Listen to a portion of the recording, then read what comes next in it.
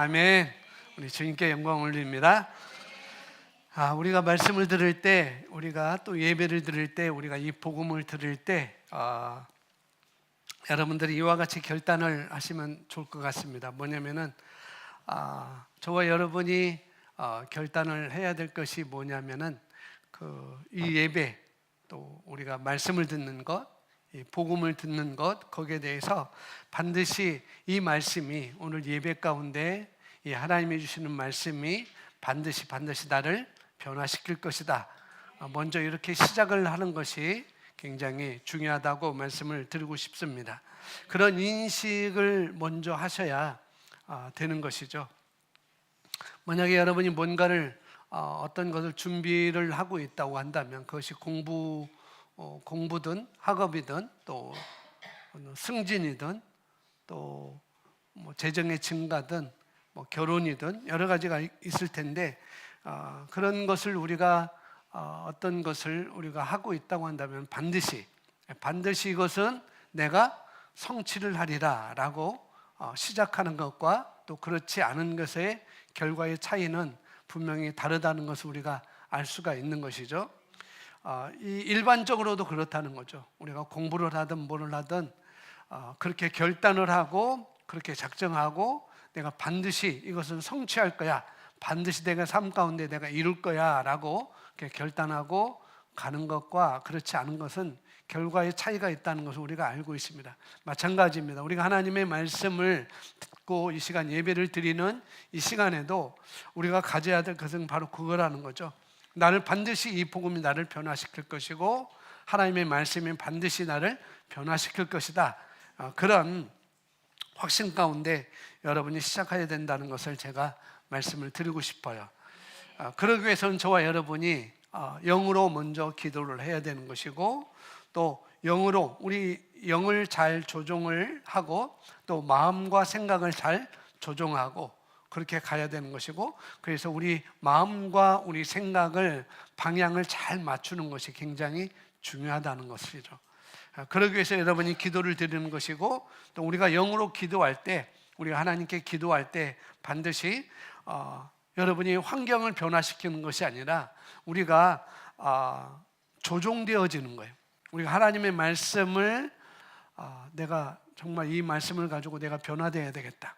그런 마음과 또 우리가 영으로 기도하고 우리가 기도할 때 환경이 변화되는 것보다도 물론 그것도 있지만은 가장 먼저는 우리 마음에 우리 생각에 변화가 먼저 일어난다는 거죠. 그것이 될 때에 환경도 더 우리가 더 전전해가는 삶을 살 수가 있는 것이고 그런 것입니다. 여러분 다시 말씀드리지만 세상의 환경을 변화시키는 것 그것은 반드시 우리 안에서부터 시작한다는 거예요. 내 안에서부터 시작한다는 것 명심하시기 바랍니다. 여러분의 안, 우리 마음이 변화되지 않으면 우리 생각이 변화되지 않는다고 한다면 조종되어지지 않는다고 한다면 결코 세상을 이기거나 세상을 변화시키거나 내 삶에 어떤 문제가 맞닥뜨릴 때 뚫고 나갈 그런 힘이 없는 것이죠. 그런 것들을 오늘 말씀을 통해서 잘 보시기 바랍니다. 하나님께서는 우리가 하나님의 것이라고 분명히 말씀을 하고 있고 또 하나님은 말씀하시기를 그 무엇도 어떤 것도 하나님의 사랑에서 우리를 끊을 수 없다라고 이렇게 말씀을 하고 계시잖아요. 그래서 전격적으로 하나님께는 그렇게 말씀을 하고 계십니다. 그러니까 예수 그리스도의 십자가의 속량사역이 예수님께서 십자가에 죽으시고 장사되었다가 부활하시고 승천하신 그 사역이 저와 여러분의 죄보다 훨씬 더 크기 때문에 반드시 우리 모든 죄가 깨끗해졌다는 것을 아는 것은 우리 삶의 건강과 또 마음의 평강과 또 온전함과 행복에 결정적으로 중요하다는 이 사실을 또 우리가 인정을 해야 되겠죠. 저와 여러분의 모든 죄가 예수님의 속량 사역으로 인하여서 죄 사함을 받았음을 믿으면 내가 믿을수록 내가 그걸 인식하면 인식할수록 우리 육신이나 혼은 더욱더 온전해질 거라는 거죠. 우리 육신까지도 우리 혼까지도, 우리 마음의 생각까지도 더 온전해질 것입니다. 이 새로운 피조물의 이 새 언약, 이 새 언약의 모든 진리들은 언제나 예수님이, 또 예수님과 예수님이 십자가에서 끝마치신 일을 확증한다는 사실을 또 우리가 기억을 해야 되는 것이죠. 오늘 우리가 새 언약의 핵심에 대해서 우리가 말씀을 보겠는데요. 새 언약 핵심 구절 하나를 보도록 하겠습니다. 히브리서 8장 8절 말씀인데, 8장 8절, 9절, 10절, 11절, 12절인데 제가 짝수절만 써놨어요.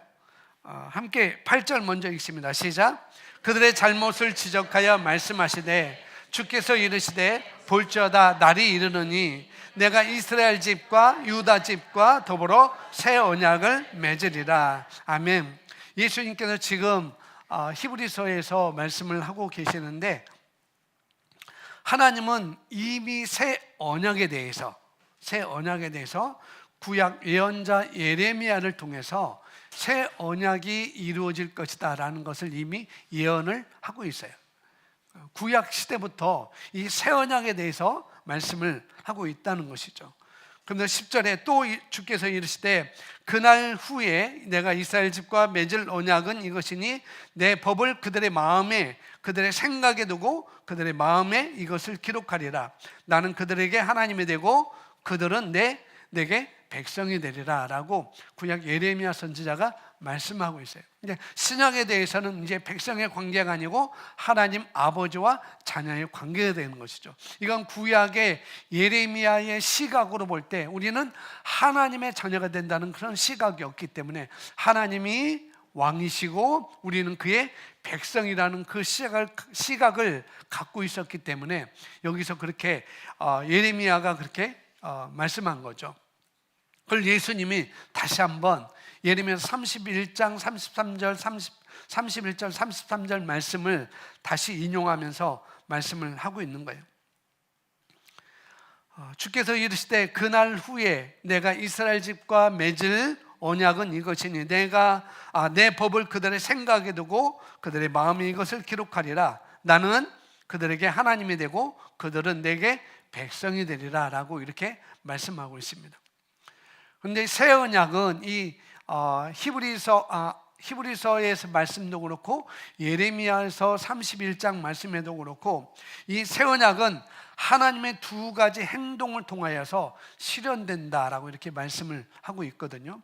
그 하나는 여기 11절에는 안 나와 있는, 11절은 안 써 있는데 11절에 뭐라고 말씀하는 것은 말씀하냐면 새 언약은 하나님을 너희가 알고 하나님을 알고 그다음에 그분의 뜻을 준행하는 능력을 가지고 이것과 그다음에 사람의 마음과 생각에 기록하는 것이고 하나님을 아는 것 그다음에 그분의 뜻을 행하는 것을 그 사람의 마음과 생각에 기록하는 것이고 또 하나는 12절에 말씀을 하고 있습니다. 12절에 뭐라고 말씀하는가? 함께 있습니다. 시작.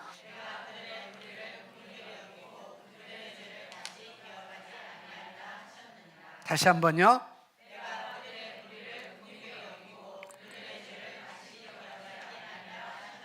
아멘. 이 구절을 암송하시면 너무 좋습니다. 내가 그들의 불의를 긍휼히 여기고 그들의 죄를 다시 기억하지 아니하리라 하셨느니라.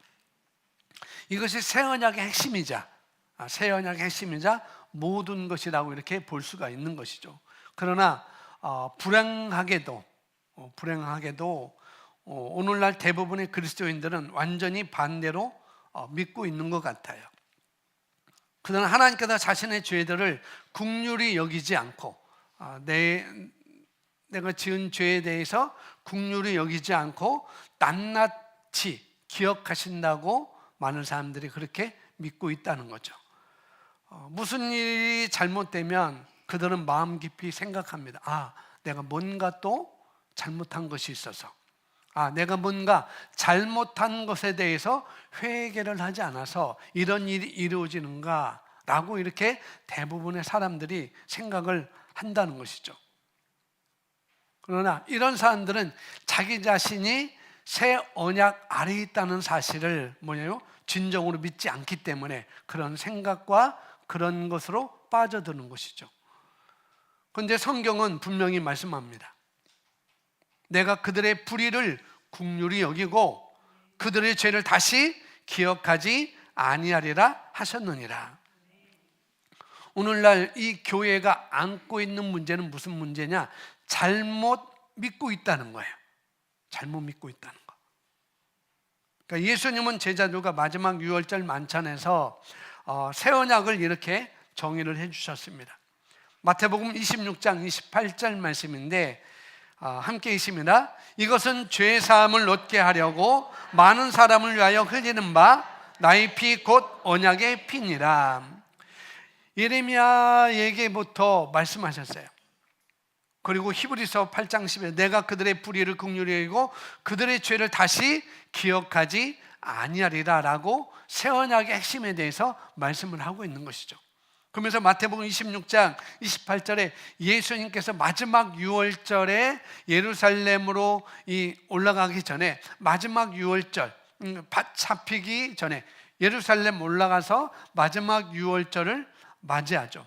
제자들과 함께 만찬을 즐기면서 그때 하셨던 말씀인데 이것은 죄 사함을 얻게 하려고 많은 사람을 위하여 흘리는 바 나의 피 곧 언약의 피니라. 빵과 잔을 들고 예수님께서 하셨던 말씀이죠. 그러니까 새 언약의 핵심은 예수 그리스도께서 흘리신 피로 인하여서 우리의 모든 죄가 사함을 받았다는 것입니다. 이게 새 언약의 핵심의 하나라고 볼 수 있어요. 저와 여러분의 모든 죄가 예수님께서 흘리신 피로 인하여서 다 사함을 받았다는 것. 금요일에 어떤 분이 그러더라고요. 대부도에 누구를 만나러 같이 동행을 하게 됐는데 대부도 이렇게 지나가면은 좌측에 그 동춘 서커스가 있어요. 그러니까 지나가는데 동춘 서커스가 있네라고 하면서 이분들 정말 자기 한계를 극복하고 자기의 어떤 핸디캡을 극복하면서 거기에 오는 많은 사람들에게 웃음을 주고 또 때로는 희망을 주는 그 모습을 볼 때 정말 이들은 하늘의 상급을 받을 만하다라고 이렇게 얘기를 하시더라고요. 그래서 제가 또 뭐라고 했겠어요? 뭐라고 얘기는 했어요. 중요한 건 뭐냐면은 우리가 얼마나 많은 선행을 했고 얼마나 많은 돈을 자선단체에 기부를 했고 12월이니까 사랑의 열매도 사랑의 헌금도 많이 하고 사랑의 열매를 위해서 사랑의 열매 온도가 많이 올라가도록 하고서 기부도 많이 하고 그렇게 되는 시즌이 바로 12월 시즌이 이렇게 되는데 얼마나 많은 돈을 우리가 자선단체에 기부를 했고 또 교회에서 얼마나 강력한 지도력을 우리가 리더로서 발휘를 하고 있는가 하는 것은 전혀 중요하지 않다는 거예요. 전혀 중요하다. 이 동춘 서커스 하는 그분들이 자기의 어떤 한계를 뛰어넘고 오는 사람들에게 관객들에게 웃음을 주고 희망을 주고 때로는 비전을 주고 그들도 우리도 저들이 이렇게 한다면은 우리도 나도 할 수 있겠다. 내가 꿈꾸고 내가 계획하는 것 저들이 저렇게 노력해서 했다고 한다면은 나도 할 수 있겠다. 그래서 그들은 많은 사람들에게 이런 꿈도 심어주고 비전도 주고 또 할 수 있는 그런 마음도 주니까 하늘의 상이 크겠다라고 하는데 그러나 그것은 전혀 중요하지 않다는 거죠. 만일 여러분이 이러한 새 언약의 핵심을 믿지 않는다면 그들이 많은 사람들에게 웃음을 주고 행복을 주고 기부를 하고 어떤 우리의 지도력을 발휘한다 할지라도 이 새 언약의 핵심을 믿지 않는다면 우리는 불순종 안에 있는 거라는 거죠. 우리는. 그래서 누가복음 22장 20절에 또 이렇게 말씀을 하고 있는데요. 저녁 먹은 후에 잔도 함께 있습니다. 그와 같이 하여 이르시되 이 잔은 내 피로 세우는 새 언약이니 곧 너희를 위하여 붓는 것이라. 아멘. 우리 주 예수님께서 우리를 위해서 그분의 자신을 주셨을 때 그분의 생명을 주셨을 때 그것은 그저 자연인의 피를 흘린 게 아니었다는 거죠. 우리가 똑같은 자연인의 피를 흘린 게 아니었어요. 왜냐하면 그분의 생명은 첫 번째 아담에서 온 것이 아니기 때문이라는 거죠. 성경은 그분은 생명의 말씀에서 왔다고 말하고 있습니다. 그분은 하나님으로부터 왔다고 말씀하고 있어요. 그분은 하나님의 독생자라고 말씀을 하고 있습니다.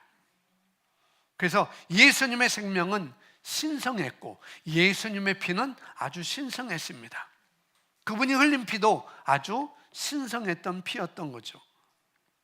예수님은 그분의 신성한 생명을 우리를 위해서 주셨습니다. 아멘. 이 새 언약은 한마디로 말하면 피의 언약인데 그것은 죄 사함을 위한 것이었어요. 새 언약의 핵심의 하나는 피의 언약인데 그 피의 언약은 뭐냐? 우리의 죄 사함을 위한 거라는 거죠.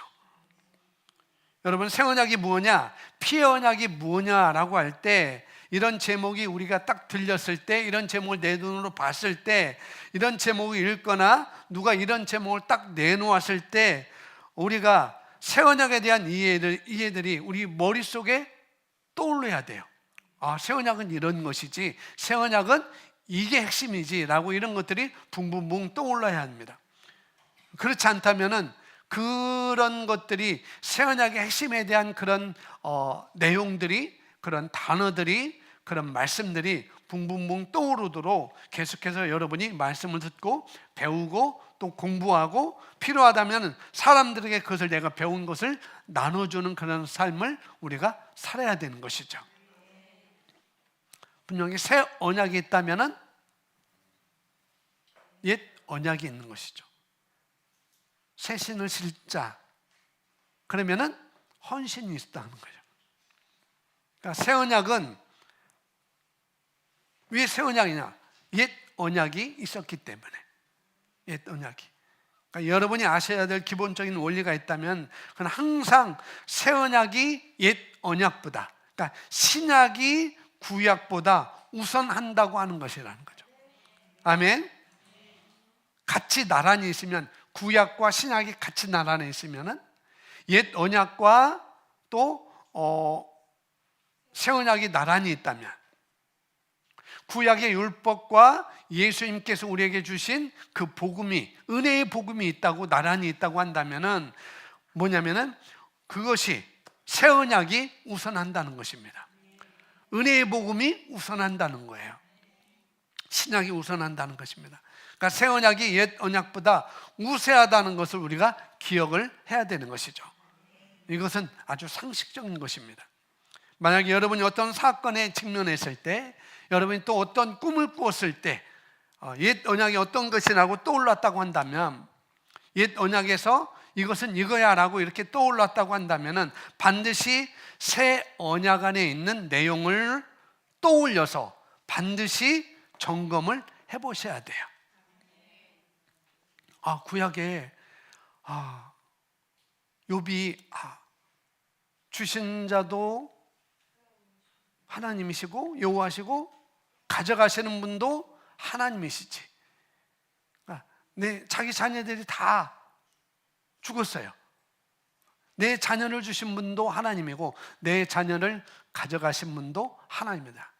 죽게 하신 분도 하나님이다 라는 구약을 우리가 가지고 내 삶에 내게 오는 것을 뭔가 적용한다면, 그러면 신약은 어떤 것인지 그걸 우리가 떠올려야 된다는 거죠.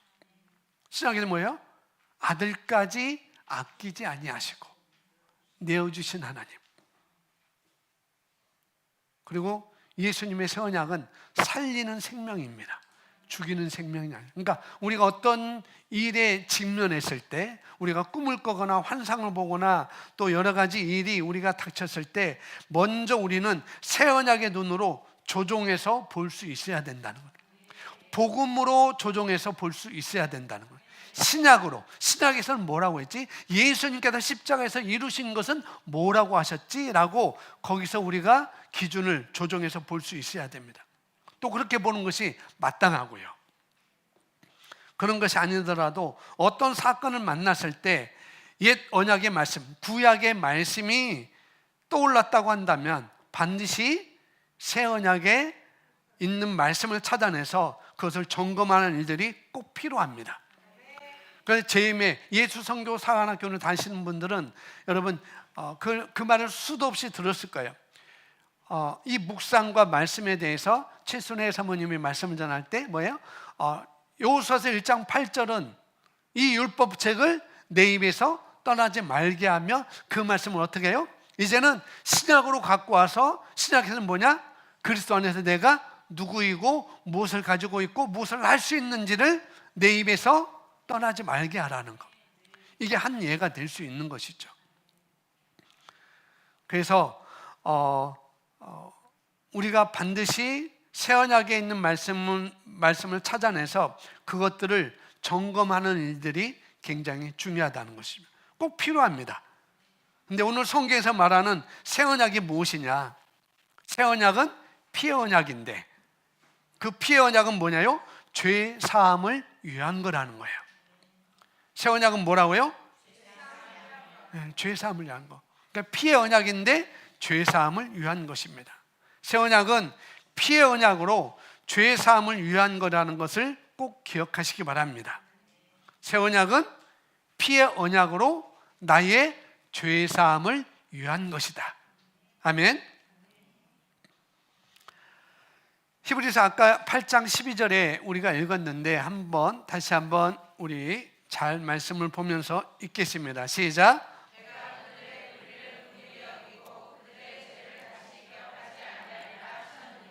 아멘.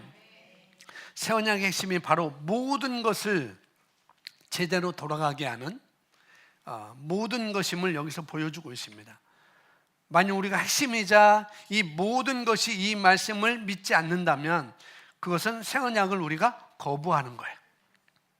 그들의 죄를, 그들은 저와 여러분이 여기에 들어가 있는 거죠. 그들의 죄를 다시 기억하지 아니하리라 하셨느니라. 아멘 거예요, 분명히. 자, 정신 차리고. 자, 히브리서 8장 12절 다시 한번 읽습니다. 시작.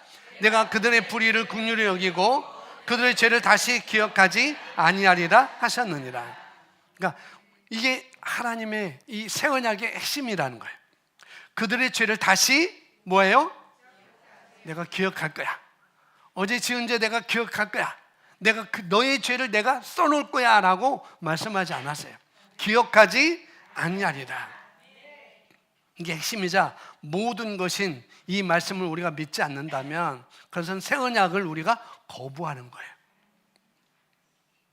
예수님이 십자가에서 다 이루신 일을 우리가 부정하는 것입니다. 새 언약은 하나님이 우리의 모든 불의를 긍휼히 여길 것이며 또한 우리의 죄를 기억하지 않으실 것이라고 말씀합니다. 하나님께서는 분명히 우리의 모든 죄를 기억하지 않겠다고 말씀하셨어요. 그렇게 말씀하셨다는 것은 정말로 기억하지 않는다는 것입니다. 우리가 누구라고 감히 하나님의 말씀에 이의를 제기할 수 있을까요? 하나님은 수요일날 말씀하신 것처럼 하나님은 변덕스러운 분이 아니라는 것, 하나님은 거짓말할 수 없는 분이라는 거예요. 하나님이 그렇게 말씀하셨다면 히브리서 8장 12절에 분명히 말씀하셨다면 나의 죄, 나의 모든 죄를 다시 기억하지 않으신다는 것. 하나님이 내 죄를 기억하지 않으신다고요? 어떻게 그럴 수 있을까요? 그럴 수 있습니다. 왜요? 하나님께서는 그렇게 하실 수 있는 분이기 때문에 그렇다는 거죠. 저와 여러분의 죄를 기억하지 않겠다고 말씀하셨다면 기억하지 않으셔야. 자, 우리 자신은 우리가 몇 년 전에 지은 죄를 또 기억하고 있을지 몰라도 하나님은 잊으셨어요. 하나님은 잊으셨습니다. 하나님께서는 우리의 모든 잘못들을 항목별로 요약해서 명세서를 갖고 계신 분이 아니라는 거예요. 너무나 감사하죠.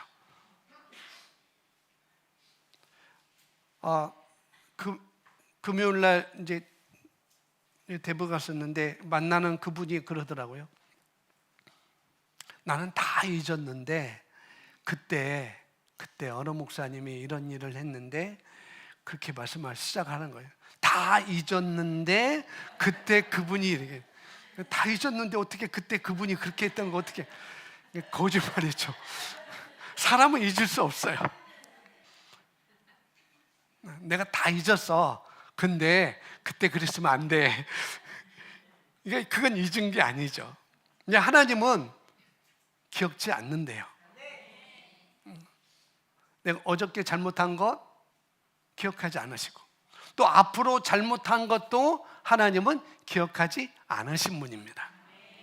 하나님 그렇게 말씀하셨어요.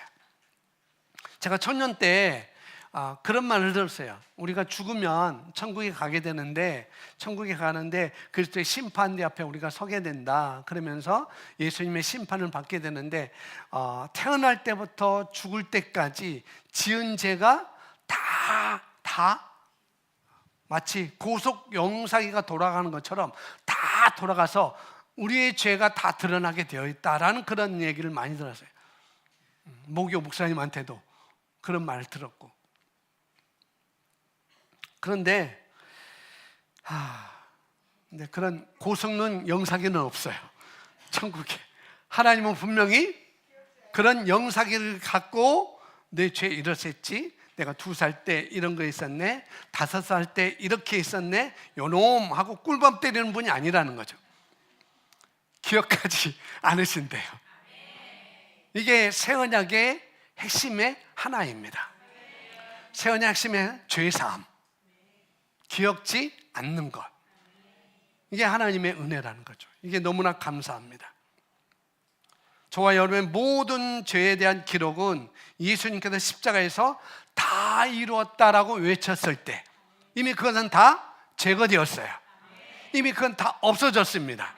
할렐루야. 완전히 깨끗하게 없어졌어요. 4층에 보면은 화이트보드가 있어요. 근데 막 낙서를 해요. 그런데 지우개로 지워도 자국이 남아요.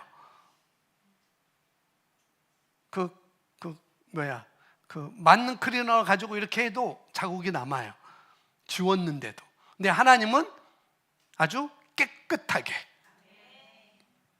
용서해 주실 뿐만 아니라 깨끗하게 다 지워주셨다는, 지워줬다는 것보다도 다 제거를 하신 것입니다. 아멘. 그러니까 예수님의 십자가의 속량으로 완전히 깨끗하게 저와 여러분의 모든 죄는 다 제거되었습니다. 사함을 받았습니다. 그러니까 예수님의 속량으로 말미암아 우리 평생의 죄를 다 없애버렸어요. 평생의 모든 죄를 다 없애버렸다는 것. 이게 은혜입니다. 그런데 오직 사탄이라는 개만, 그리고 우리 자신이, 또 뭐예요? 주변의 사람들만이 우리 죄에 대한 기억들을 되살려줘요. 내가 다 잊었는데 예전에 그 사람, 예전에 그 일, 우리 자신이 또 그렇게 기억하고, 우리 주변 사람들이 기억하고, 또 사단 마귀 원수가 또 기억하게 한다는 거예요. 하나님은 결단코 기억하지 않으십니다. 이걸 붙잡으세요. 아멘. 그러니 여러분의 과거의 실수, 나의 과거의 실수, 여러분의 과거 실수에 대한 생각이 무겁게 짓누르거든 뭐예요? 예수님이 십자가와 부활을 통해서 이루신 그 은혜를 바라보시면 됩니다.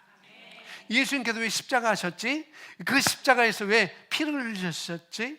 그리고 왜 그분은 부활하셨지? 그 은혜를 우리가 바라보시면 됩니다. 하나님은 우리의 불의를 긍휼히 여기시고 우리의 죄를 다시 기억하지 않으시기 때문입니다. 이것이 바로 은혜의 새 언약의 핵심의 하나라는 것이죠. 그러면 마음 놓고 죄를 지어도 된단 말인가? 기억지 않으니까? 그럴 수 없다는 거죠. 만일 사람들이 자신이 모든 죄가 이미 용서받았다, 또 평생에 지은 죄도 기억하지 않는다고 하시니까, 그러면은 이것을 알게 됐으니까 내가 세상에서 마음 놓고 죄를 지어도 되지 않을까? 정말 그럴까요? 그럴 수 없다는 거죠.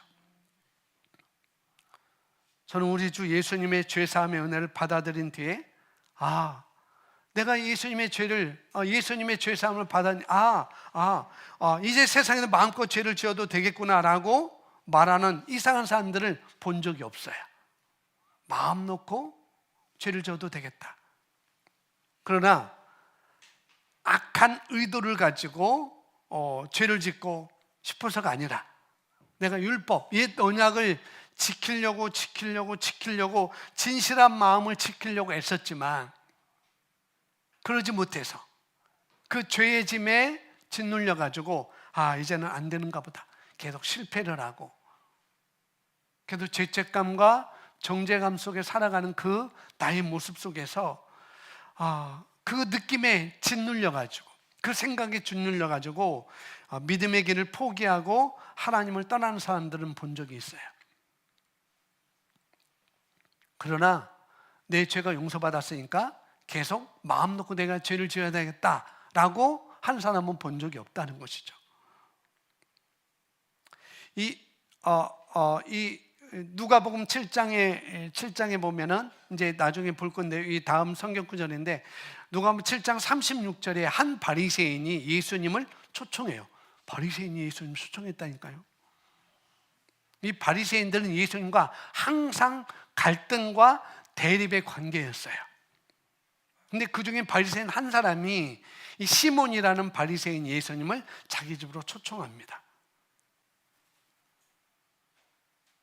아마 이 우리나라는 대부분 문을 다 닫아 놓잖아요, 지금은. 근데 이스라엘은 문이 없어요. 지금은 치안 때문에 문을 이슬람 그 치안 때문에 문을 다 달아놓고 철장도 달아놓고 하지만, 예수님 시대 때 문이 없었어요. 문이 그냥 부자만 문이 있었지, 그냥 웬만한 사람은 문이 없었습니다. 이 바리새인 집도 문이 있어도 또 문을 다 오픈해 놨습니다. 누구든지 들어와서 음식을 먹고 교제할 수 있도록. 이 바리새인 집도, 이 시몬이라는 바리새인 집도 아마 예수님을 초청해 놓고 그 문을 열어놨던 것 같아요. 이 바리새인에 대해서 예수님이 호감을 가지고 있음을 보여줍니다. 그 집에 들어갔다는 것, 대립의 관계에 있지만은, 갈등의 관계에 있지만은, 율법과 이 하나님 나라의 복음에 대해서 늘 싸우는 그런 대립의 관계에 있지만은, 이 바리새인에게는 호의를 베풀어서 그 초청한 그 자리에 예수님이 가게 돼요. 그런데 거기서 매우 난처한 사건이 일어납니다. 그 동네에 잘 알려진 창녀 하나가 예수님이 앉아 계신 뒤쪽에 다가가서 그리고 거기서 그 여인이 울어요. 이 누가복음 7장에 나오는 이 여인에 대해서, 이 창녀에 대해서 어떤 사람들은 막달라 마리아다라고 하는데 전혀 성경적인 근거가 없어요. 물론 막달라 지역에서는 그런 창녀촌이 있었다고 이렇게 기록에 나와 있는데, 그런데 이 막달라 마리아가 창녀라는 기록은 성경적인 근거가 없습니다. 다른 마리아로 이렇게 얘기를 하고 있는데, 근데 이 여인이 예수님한테 와서 그냥 울어요. 왠지 모르게 울어요. 그런데 그 눈물이, 이 여인의 눈물이 어떻게 예수님 발에 떨어지는 거죠. 그냥 우리가 안약을 넣으면은 눈물이 조금씩 떨어지는 게 아니라 아마 굉장히 많이 울었지 않았을까, 그런 생각이 드는데, 이 눈물이 여인의 예수님 발에 떨어진 거죠. 그리고 난처한 일이 또 뒤따라요. 그 여인이 당황하면서 자기 머리를 풀고, 아마 머리가 길었던 거예요. 긴 머리 소녀였던 것 같아요. 머리를 풀고 어떻게 해요? 당시 머리를 푸는 것은 뭐냐면은 공개석상에서 아주 경멸받은 그런 행동이었다는 거죠. 그런데 이 여인은 자기 눈물이 예수님 발 앞에, 예수님 발등에 떨어지자 자기 머리를 풀어가지고 어떻게 해요? 그 예수님의 발을 다 닦아봅니다. 예수님 발에 있는 자기 눈물을 자기 머리카락으로 닦아요. 그리고 특별한 존경의 표시로 또 머리에 붓는 향유를 결국 이 여인이 예수님 발 위에까지 붓습니다. 그리고 그런 모습을 볼 때 이 시몬이라는 바리새인이 예수님에 대해서 생각을 해요. 예수라는 사람이 선지자라면 이 여인이 어떤 여인인지 알 텐데 이 여인이 그 선지자에게 이 발을 눈물도 흘리고 머리카락을 풀어서 또 발도 씻기고 또 향유를 또 예수님 발 위에 붓는 것을 보면서 이 바리새인이 이해를 하지 못한 거죠. 예수님이 이 여인이, 이 여성이 어떤 존재인지 알았더라면 그냥 놔두지 않았을 텐데, 왜 그러냐면은 이 사람은 부정한 사람이었어요. 이 부정한 사람이 시간 가니까 이건 나중에 하고요. 그런 마음을 바리새인이 가져요. 근데 예수님이 그것을 알고 이 바리새인에게 얘기하는데, 여기 기록되지 않았는데 39절에 제가 읽어드리겠습니다. 예수님께서 39절에 예수를 청한 바리새인이 그것을 보고 마음에 이르되, 그러니까 여인이 한 행동을 보고 마음에 이르되, 이 사람이, 예수라는 이 사람이 만일 선지자라면 자기를 만지는 이 여자가 누구며 어떠한 자 곧 죄인인 줄 알았으리라 하거늘. 40절에 예수께서 대답하여 이르되 시몬아 내가 네게 이를 말이 있다 하시니 그가 이르되 선생님 말씀하소서. 41절에 이르되 빚 주는 사람에게 빚진 자가 둘이 있어. 그러니까 빚 주는 사람에게 빚진 자가 둘이 있었다는 거죠. 쉽게 말하면 일수, 대출. 하나는 500데나리온, 지금 말하면 1억 이상 되는 그런 돈을 빚졌어요. 1억 아무것도 아니죠, 여러분에게는 빚지는 거. 근데 한 사람은 50데나리온, 그러니까 1,000만 원 정도의 빚을 졌어요. 그런데 어떻게 했냐면은 이 빚을 주는 그 사람이 도저히 이 사람들 갚을 능력이 없구나.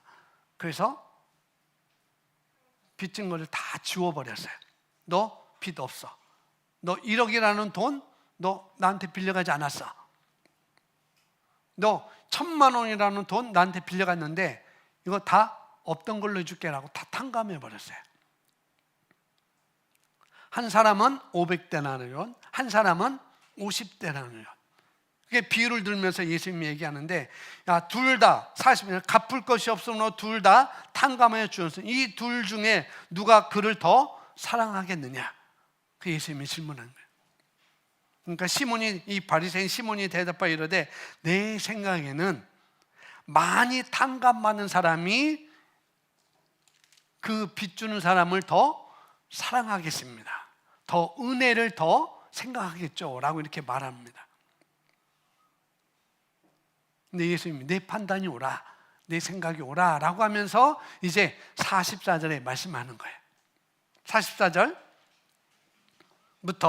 우리 47절까지 있습니다. 시작. 그 여자를 돌보시며 시몬에게 이르시되 이 여자를 보느냐? 내가 내 집에 들어올 때 너는 내게 발을 씻을 물도 주지 아니하였으되 이 여자는 눈물로 내 발을 적시고 그 머리털로 닦았으며 너는 내게 입 맞추지 아니하였으되 그는 내가 들어올 때로부터 내 발에 입 맞추기를 그치지 아니하였으며 너는 내 머리에 감람유도 붓지 아니하였으되 그는 향유를 내 발에 부었느니라.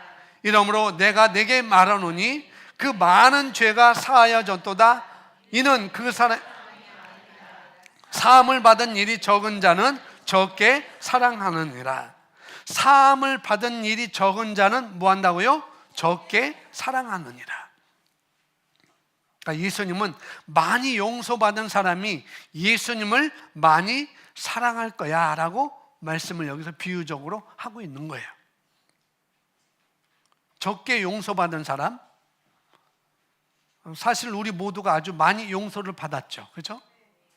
많이 용서를 받았기 때문에 그런 이들은 존재할 수 없어요. 적게 용서받아 이런 건 존재할 수 없습니다. 자기가 적게 용서받았다고 생각하는 사람들은 예수님을 조금만 사랑할 거다, 그렇게 말하는 거죠. 우리가 읽었던 이 말씀은 예수님이 바리새인 시몬의 집에 갔을 때 이 한 여인이 향유를 담은 옥합을 깨트려서 예수님 발에 부었던 이 여인을 보면서 우리에게도 똑같이 말씀을 하는 거죠. 우리가 많이 용서받았다면, 내가 예수님으로부터 많이 용서받았다는 것, 우리의 모든 죄, 정말로 사함받았다는 것을 깊이 깨달을수록 내 죄가 예수님으로 해서 이렇게 내가 용서받았지, 사함을 받았지, 이것을 깨달을수록 우리는 예수님을 더 사랑하게 될 거라는 거예요.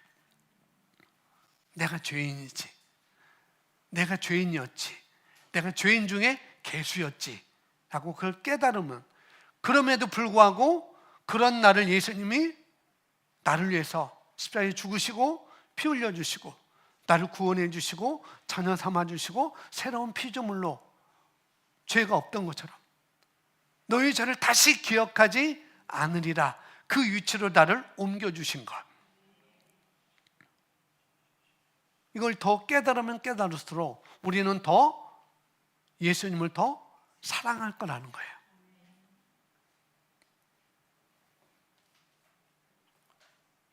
예수님이 그곳을 떠나신 뒤 그 여인이 어떠한 삶을 살았을까 한번 생각해 보세요.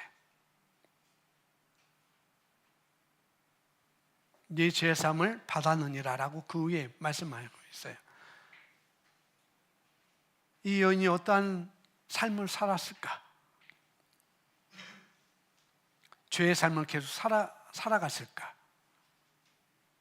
아니면 하나님의 은혜로 자신의 많은 죄가 사함을 받았다는 걸 깨닫고 정말 예수님을 높이고 영원롭게 하는 삶을 살고자 했을까? 그건 나중에 성경에 나와요. 이 여인은 거기서 죄사함을 받고 계속 예수님을 따라다니는 그런 사람이 되었어요. 예수님 십자가에 죽으시고 부활하실 때 무덤에 갔을 때 달려갔던 여인들 중에 한 사람이라고 또 이렇게 말씀을 하고 있습니다. 전혀 다른 삶을 살게 되는 것이죠. 이런 나를 위해서 예수님이 죽어주셨다고, 내가 이렇게 죄를 많이 졌는데 이걸 다 용서해 주셨다고, 그리고 그것을 기억하지 않으신다고 너무나 감사한 거죠. 저 자신을 포함하여 우리는 사실 많은 죄를 사함받았습니다. 저와 여러분 모두 율법으로 따지면 너무나 많은 죄를 범했던 사람들이죠. 지금도 율법으로 따지면 많은 죄를 짓고 있고요. 성경에 예수님 말씀하셨어요. 우리가 나의 행동으로 죄를 범하지 않았다 할지라도 우리는 마음과 생각으로 죄를 범하고 있죠. 그래서 예수님은 까닭없이 다른 사람, 내 이웃을, 내 형제를 미워하기만 해도, 심지어 화를 내기만 해도 그것은 살인죄야 라고 딱 예수님 말씀하셨어요. 그리고 정욕의 눈으로 여인을 바라보기만 해도 마음으로 이미 간음을 저지른 것이다 라고 말씀하셨어요. 우리가 행동을 하지 않더라도 우리 생각과 마음으로 지은 죄가 너무나 많죠. 한 수십 번. 그럼 우리는 정말 많은 죄사함을 받은 사람들입니다. 우리가 예수님을 많이 사랑하지 않아도 될 만한 이유는 전혀 없다는 거죠. 그래서 우리가 그럼에도 많은 사람들이 예수님을 많이 사랑하지 못하는 이유, 내가 많은 죄를 그렇게 사함을 받았음에도 불구하고 예수님을 사랑하지 못하는 이유, 그것은 바로 내 자신이 얼마나 많이 용서받았는지 이해하지 못하기 때문이라는 거죠. 내가 얼마나, 그들은 바리새인 이 시몬과 같이 자기 의의를 확신합니다. 내가 이렇게 살았는데, 내가 이렇게 깨끗한데, 자기 의의를 갖고 생각하죠. 그러니까 우리의 모든 죄가 깨끗이 씻어졌다는 사실을 날마다 우리가 인식한다면 그리스도인의 성품들은 더욱더 많이 나타나게 될 거라는 거죠. 에베소서 1장 7절 말씀입니다. 에베소서 1장 7절 우리 학생들만 다 같이 읽어주세요. 시작.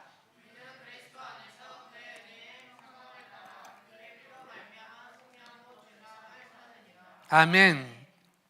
우리는 그리스도 안에서 그 은혜의 풍성함을 따라 그의 피로, 예수님의 피의 언약, 새 언약은 피의 언약이라고 했고 그 피의 언약은 곧 죄사함이라고 말씀하고 있습니다. 새 언약의 핵심, 첫 번째 죄사함.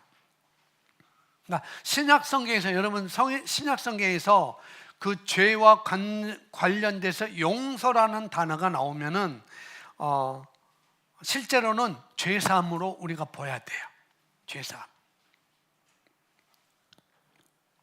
그러니까 영어성 리미션도 뭐 용서 이렇게 되는데 실제로는 그 뒤에 보면 면제, 제거 이런 뜻이 있습니다. 그러니까 죄에 대해서 용서함을 받았다라는 그런 구절이 나오면 그 용서는 죄 사함을 받았다라고 우리가 읽는 것이 더 마땅하죠. 그러니까 죄사함, 제거함이라는 것은 자유석방 분리를 의미합니다. 그는 죄가 존재하지 않았던 것처럼 그냥 풀어주는 것을 의미해요. 죄가 존재하지 않았던 것처럼 풀어주는 것, 이게 바로 죄사함이고 제거함이라는 거죠. 즉 여러분이 잘못을 저지른 적이 없었던 것처럼 여러분의 잘못이 여러분 완전히 분리되고 또 여러분의 이력으로부터 분리되는 것을 말하고 있습니다. 이건 정말 너무나 놀라운 거죠. 어떻게 그럴 수 있나 궁금하실 수 있는 분들도 있을 거예요. 그러나 이것이 에베소서 1장 7절에서 읽은 내용입니다. 어떻게 그럴 수 있지? 그의 피로 말미암아 속량 곧 죄사함을 받았느니라. 하나님은 그분의 은혜의 풍성함을 따라 그렇게 우리에게 행하셨습니다.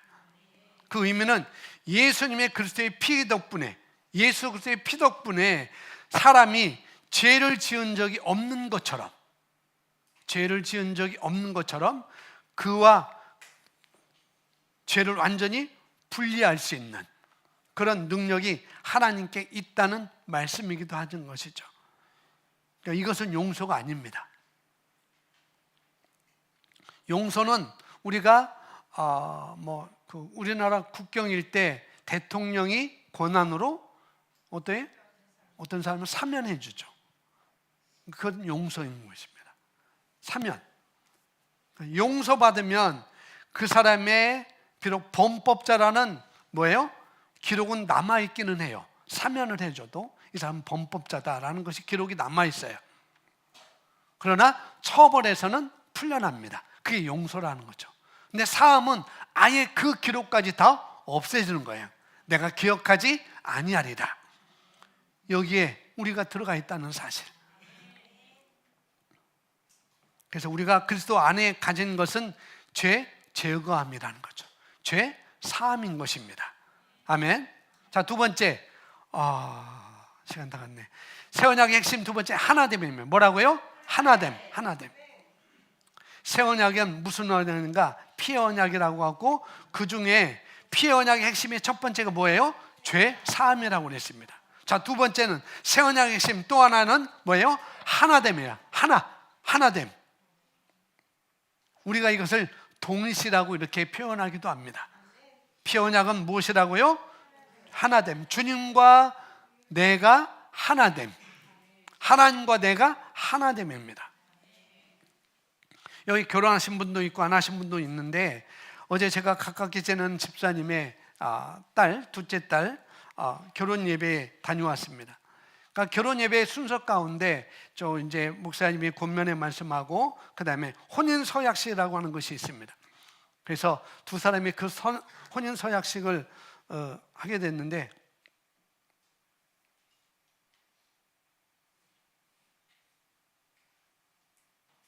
제가 거기서 혼인 서약식 한 거 제가 써놨어요. 나 땡땡땡은 누구를 아내로 맞아 이제부터 평생토록 즐거우나 괴로우나 부유할 때나 부족할 때나 건강하거나 병들거나 그 어떤 환경에서도 변함없이 그를 소중히 여기고 사랑할 것을 하나님과 이 자리에 계신 모든 증인들 앞에 서약합니다라고 신랑이 서약했어요. 여기 두 분 신랑 신부도 있는데 서약했잖아요. 이제 신부가 얘기를 한 거예요. 나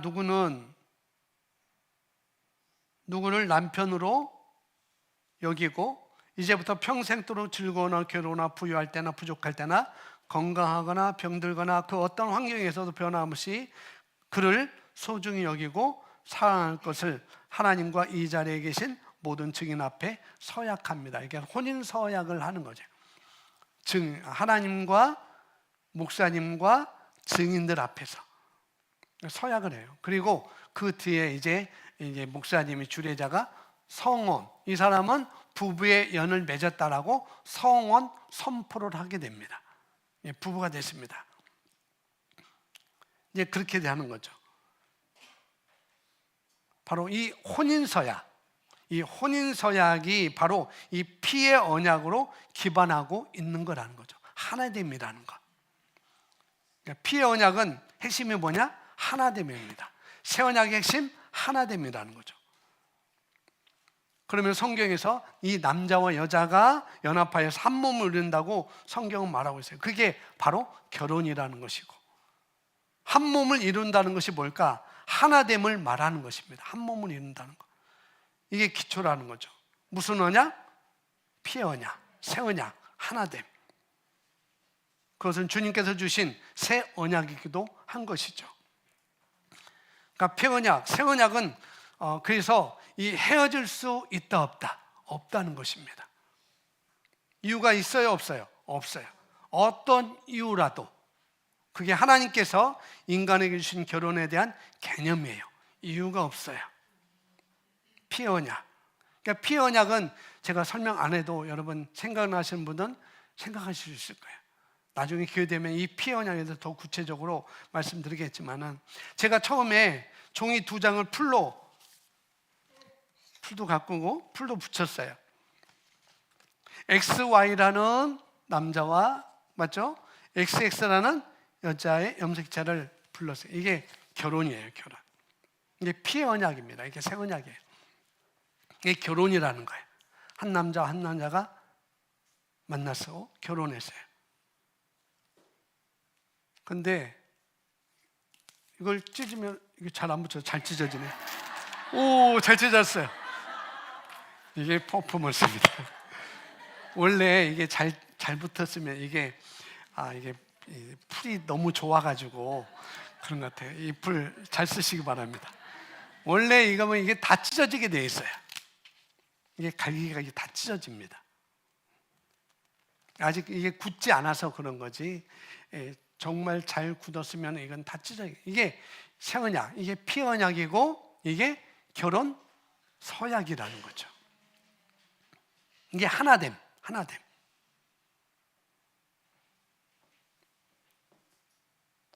그래서 이게 둘이 하나가 되었기 때문에 떨어지면 안 되는 거예요. 그런데 억지로 뗄 수 있죠. 이게 잘 붙었으면 억지로 떼면은 이건 다 찢어지게 되어 있습니다. 그래서 억지로 떼어내다 보니까 이혼 소송도 밟고, 그래서 어떻게 해요? 삶의 유혹을 받죠. 갈라서면 좋을 것 같은 유혹. 그러나 실제로 갈라서면 끔찍한 일이 벌어지게 되는 거예요. 근데 이것을 자녀들도 보고 있다는 거. 자녀들은 더 큰 상처를 받게 되는 거예요. 피의 언약을 우리가 모르니까 잘못도 하고 실수도 하지만 반드시 이것을 알아야 됩니다. 그리고 또 알려줘야 되는 것입니다. 나중에 인간들이 이유를 만들어서 붙였지만 그거는 고약한 하나님의 사랑을 모르는 사람들이 자기들이 좋자고 그렇게 한 일이지만 그럴 수 없는 것이죠. 이미 결혼하신 분도 계시고 앞으로 결혼하실 분도 계시고 또 우리 청년들도 있고 우리 학생들도 있는데 이 생각에서 벗어나면 안 돼요.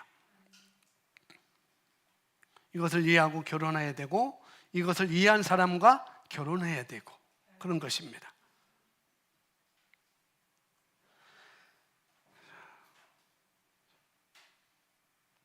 그래서 우리가 이 새 언약에 대해서 이 피의 언약, 그 핵심의 하나가 바로 내가 주님과 하나 됨이라는 것. 바로 새 언약이라는 것을 말하고 있는 것입니다. 주님과 내가 하나 됨. 주님과 내가 하나 된 것이 새 언약이고 피의 언약인 것입니다. 이게 우리의 정체성이라고 하는 거예요. 내가 누구냐? 내가 누구냐? 주님과 하나가 된 사람입니다. 아멘? 내 안에 주님이 살아요. 여러분 안에 주님이 살아요. 여러분 안에 그분의 생명이 있습니다. 우리에게 그분의 아름다움이 있습니다. 아멘. 우리는 주님과 피의 언약 안에 들어가 있습니다.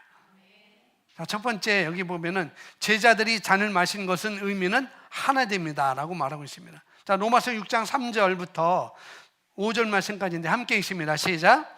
침례를 받아 그리스도 예수와 하나가 된 우리는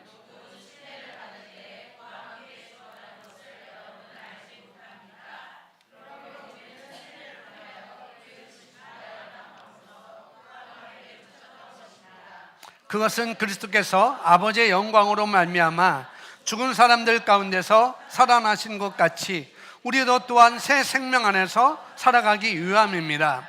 우리가 그의 죽으심과 같은 죽음을 죽어서 그와 연합한 사람이 되었으면 우리는 부활에 있어서도 또한 그와 연합한 사람이 될 것입니다. 아멘. 왜 예수님께서 마지막 유월절에 제자들과 이 잔을 나누셨는지 여기서 말씀을 하고 있습니다. 고린도전서 11장 25절은 제가 써놓지 않지만은 이 잔은 나의 피로 세우는 새 언약이라고 말씀하면서 제자들에게 잔을 나누시는 장면이죠.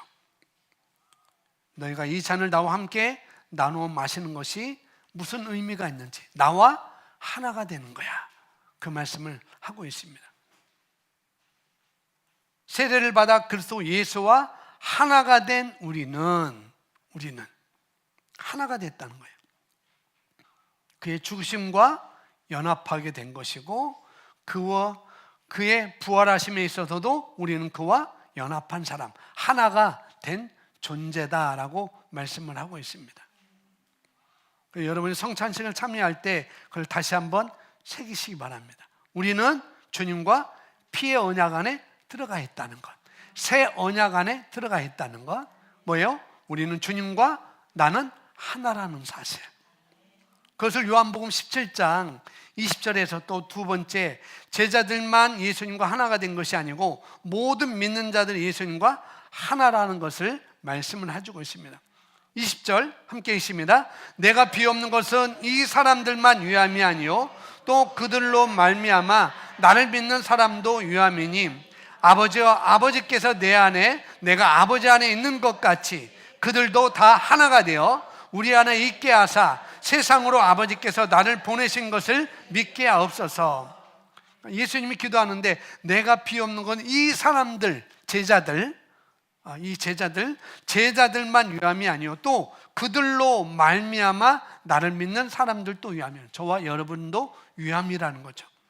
아버지께서 내 안에 내가 아버지 안에 있는 것 같이, 아버지와 내가 하나인 것 같이 그들도 다 하나가 되어서, 아버지와 하나, 나와 하나가 되어서 우리 안에 있게 하사, 그들도 다 하나가 되어. 그러니까 우리는 예수님과 하나라는 거예요. 우리는 하나님과 하나라는 것을 여기서 말씀하고 있습니다. 그러니까 주님과 하나됨이 새 언약의 핵심의 두 번째라고 이렇게 볼 수가 있습니다. 그러면 주님과 내가 하나가 되는 것이 무엇이냐, 우리가 생각해 볼 수 있을 거예요. 그러니까 주님과 하나가 되는 것은 더 쉽게 말하면은 말씀과 하나가 되는 것을 말하고 있습니다. 내가 말씀과 하나가 되는 것. 말씀과 하나가 되는 건 뭐냐? 또 말씀이 말하는 말씀이 내가 사고방식이 되어서 인식하는 것입니다. 말씀이 이렇다고 나를 말하고 있으니까 내가 그 말씀과 내가 하나가 되는 거예요. 이 말씀이 나를 하나라고, 이 말씀이 나를 그렇게 말하는구나, 이 말씀이 하나님의 자녀라고 말씀하는구나. 영접하는 자 그 이름을 믿는 자들에게는 하나님의 자녀가 되는 권세를 주셨으니, 내가 하나님의 자녀가 됐구나. 그 말씀과 내가 사고방식 돼서 그 말씀을 내가 인식하는 것, 이게 주님과 하나가 되는 것이고 말씀과 하나가 되는 거예요. 그래서 말씀과 우리가 하나가 되면, 주님과 하나가 되면 두려움이 없어지는 것이 아니라, 두려움이 뭔지 몰라요.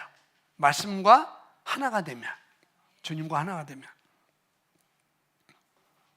죽음이라는 것도 죽음으로 보지 않고 예수님 뭐라 했어요? 잠자는 것으로 보게 되는 것입니다. 내가 어떤 일을 맞닥뜨리면 그를 내가 치고 가든지 내가 넘어가든지 뚫고 가든지 그런 생각이 든다는 거죠.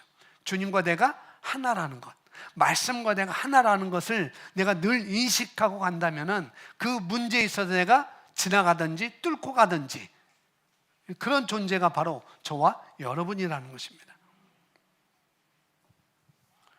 내가 가는 길에 무엇이 나의 길을 막아설 수 있다고 그렇게 많이 말하잖아요. 그런데 그런 생각이 들더라도 주님과 내가 하나라는 사실을 믿으면, 인식하면 그런 생각을 아예 안 하게 되는 것이죠. 우리는 주님과 하나가 되었습니다. 이건 폼으로 된 게 아니라는 거죠. 세 번째 읽어보겠습니다. 세 번째, 예수님이 시작. 예수님이 제자들과 맺을 수 있던 최고의 언약으로 인해 예수님이 그들을 위해 죽을 수 있도록 하였습니다. 아멘. 예수님이 제자들과 맺을 수 있는 최고의 언약, 그것이 무슨 언약? 피 언약이고 새 언약이자 하나됨이라는 거죠. 그 언약으로 인해서 그 언약이 뭘 의미하는지 예수님이 다 아셨습니다. 그 일 때문에, 그걸 아셨기 때문에 예수님이 저와 여러분을 위해서 죽을 수도 있었다는 것입니다. 구원하시기 위해서만 아니라 나와 하나가 되기 위해서. 왜요? 예수님 입장에서는 자신과 하나가 된 사람들 삶에서 동시다발적으로 뭐예요? 그리고 인류가 있는 동안에는 영원히 사실 수가 있기 때문에, 그리고 우리를 통해서 예수님이 하신 일을 이 땅에서도 더 큰 일을 하실 수 있도록 하기 위해서 하나가 된 것이라는 거죠. 새 언약의 핵심 첫 번째는 죄사함이라고 그랬습니다. 그리스도 안에서 우리는 죄사함을 받았습니다. 저와 여러분을 위한 그리스도의 대속 사역으로 인해서 우리는 새로운 피조물이 되었어요. 그리고 우리의 과거와 죄는 완전히 지워졌습니다. 아멘. 여러분의 기억뿐만 아니라 하나님의 기억에서도 완전히 지워졌어요. 하나님은 그분의 임재 안에서 예수 그리스도 안에 있는 우리를 보셔야, 그분은 우리가 저지른 수많은 죄들을 보지 않으십니다. 그러면 예수님처럼 순수한 우리를 보셔야.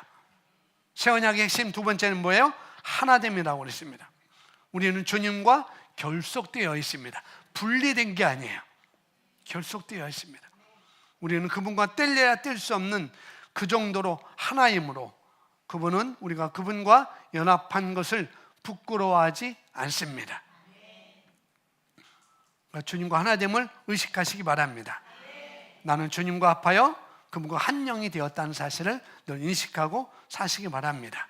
아멘. 우리 다시 우리 오늘 말씀 새 언약의 핵심 두 가지, 여러 가지만 죄사함이 있다는 것, 그 다음에 하나가 되었다는 것, 이걸 다시 한번 여러분 마음속에 또 생각 속에 두시고 이 시간 다시 내가 이것을 더 의식하고 내가 사고방식에서 내 삶에 풀어내며 날마다 살아가리라라는 정죄 속에, 죄책감 속에 빠져들지 않고, 또 어떤 문제가 있다 하면 내가 주님과 하나 된 것을 내가 인식하면서 이걸 내가 뚫고 가겠다, 내가 이것을 넘어가겠다, 나는 피해가지 않을 것이다, 나는 후퇴하지 않을 거다라는 그런 결단을 이제 우리 하나님께